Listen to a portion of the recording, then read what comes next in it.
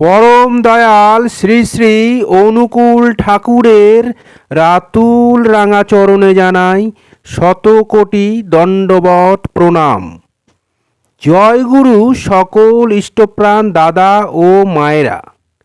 আশা করব ঠাকুরের কৃপায় আপনারা সকলে ভালো আছেন, সুস্থ আছেন। আজকে ইষ্ট প্রসঙ্গে আলোচনা করব আপনাদের জীবনে খারাপ সময় কখনো আসবে না কোন তিনটি কথা যদি আপনারা শোনেন। অবশ্যই এগুলো ঠাকুরের কথা। পরম দয়াল শ্রী শ্রী ঠাকুর আমাদের জন্য সবসময় মঙ্গলই চান। এমনভাবে মঙ্গলের রাস্তা সত্যি সত্যি আগে কেউই দেখাননি।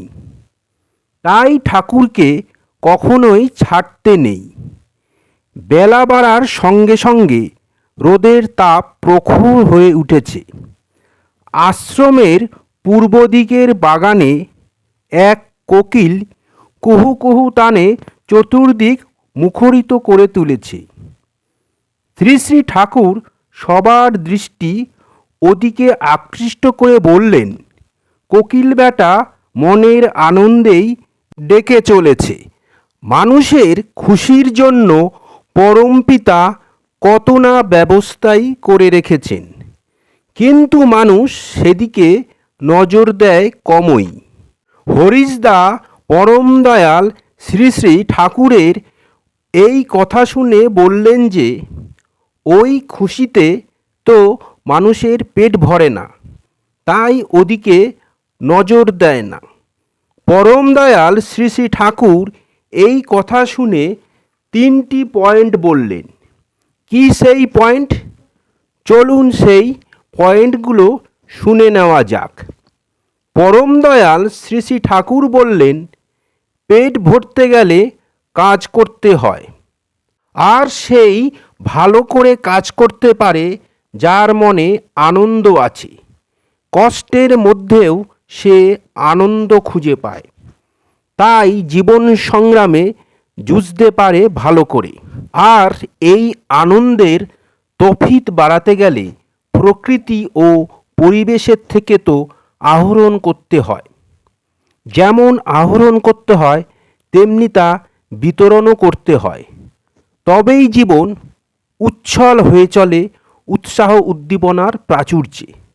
দেখো, যারা পরিবেশের আনন্দে সাড়া দিতে পারে না, 10 জনের সঙ্গে খোলামেলাভাবে আনন্দ করতে পারে না, তারা কিন্তু ধীরে ধীরে মিইয়ে যায়। তাদের কর্মশক্তি নিস্তেজ হয়ে আসে এবং পেটও ভরে না।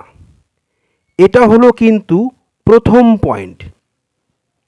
দ্বিতীয় পয়েন্ট হলো, আবার একজন যতই কাজের লোক হোক না কেন, তার মধ্যে যদি কোনো রসকস বা ফুর্তি না থাকে, মানুষকে প্রীত করার বুদ্ধি না থাকে, তাহলে লোকে কিন্তু তাকে পছন্দও করে না। লোকের প্রীতি যে অর্জন করতে পারে না, সেও ক্ষতিগ্রস্ত হয় কম না। আবার তৃতীয় পয়েন্ট হলো, দায়িত্বের সঙ্গে কাজকর্ম না করে শুধু অলসভাবে ফুর্তি করে বেড়ায় যারা, তাদেরও কোনো দাম থাকে না।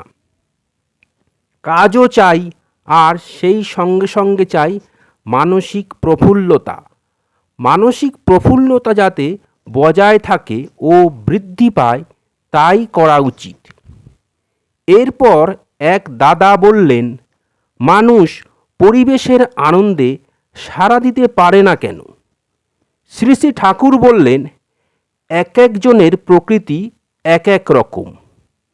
কেউ কেউ স্বভাবতই বিষণ্ণ বা গম্ভীর প্রকৃতির, আবার কেউ কেউ নিজেদের সুখ দুঃখ নিয়ে এতই অভিভূত থাকে যে সেই অভিভূতি কাটিয়ে উঠে অন্যদিকে মনোযোগ দিতে পারে না। আবার অনেকের ভিতর থাকে দেশ ঈর্ষা, যার দরুন অন্যের কৃতিত্ব, উন্নতি ও আনন্দে খুশি হওয়া দূরে থাকুক, বরং ভিতরে ভিতরে একটা জ্বালা বোধ করে। এই রকমটা খুবই খারাপ। তুমি যত দুঃখের মধ্যেই থাকো, অন্যের সুখে সুখী হওয়ার মতো মনোবৃত্তি যদি তোমার থাকে, পরসুখ কাতরতা বা পরশ্রী কাতরতা তোমার যদি আদৌ না থাকে, তাহলে তা তোমার দুঃখের নিরাকরণে যে সহায়ক হবে সে বিষয়ে কোনো সন্দেহ নেই।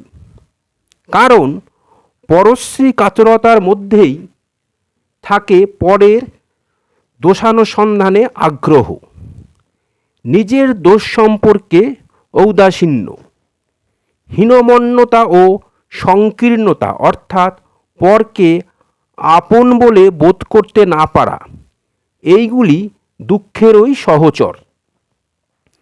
আর আমরা সবাই জানি দুঃখ মানেই তো জীবনে খারাপ দিন আসা। দুঃখ ও খারাপ সময় একে অপরের সাথে ওতপ্রোতভাবে জড়িত। জীবনে খারাপ দিন আসলে দুঃখ পেতে হয়, আর জীবনে দুঃখ আসা মানেই খারাপ দিন আসা। তাই দুঃখের সহচর যেগুলো আমরা এতক্ষণ ধরে যেগুলো নিয়ে আলোচনা করলাম, আমাদের চেষ্টা করতে হবে যেন এগুলো আমাদের জীবনে না আসে। আমি যদি সবসময় নিজের দুঃখ নিয়ে চুপ করে বসে থাকি, কারোর সাথে এই বিষয়ে কোনো কথা বললাম না বা কারোর আনন্দে আনন্দিত হলাম না, তাহলে আমার মানসিক উৎফুল্লতা আসবে কোথা থেকে?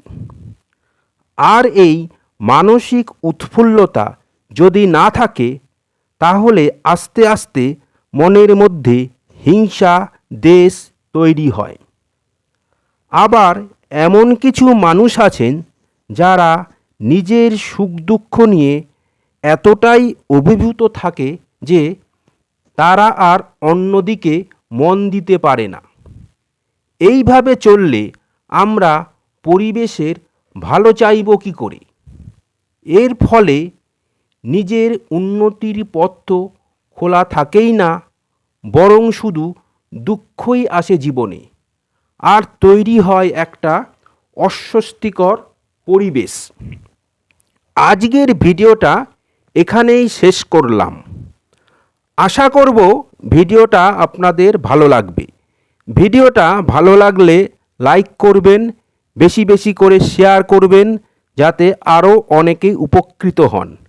আমার চ্যানেলটা সাবস্ক্রাইব করবেন এবং আমার পাশে থাকবেন। এরকম আরও অনেক অজানা ঠাকুরের তথ্য নিয়ে যাতে হাজির হতে পারি। সবাই ভালো থাকবেন, সুস্থ থাকবেন, আনন্দে থাকবেন। ঠাকুরের কাছে এই প্রার্থনা করি, ঠাকুর সর্বদাই আপনাদের যেন ভালো রাখে। কালকে আবার অন্য ভিডিও নিয়ে হাজির হব। জয় গুরু, বন্দেই পুরুষোত্তমম।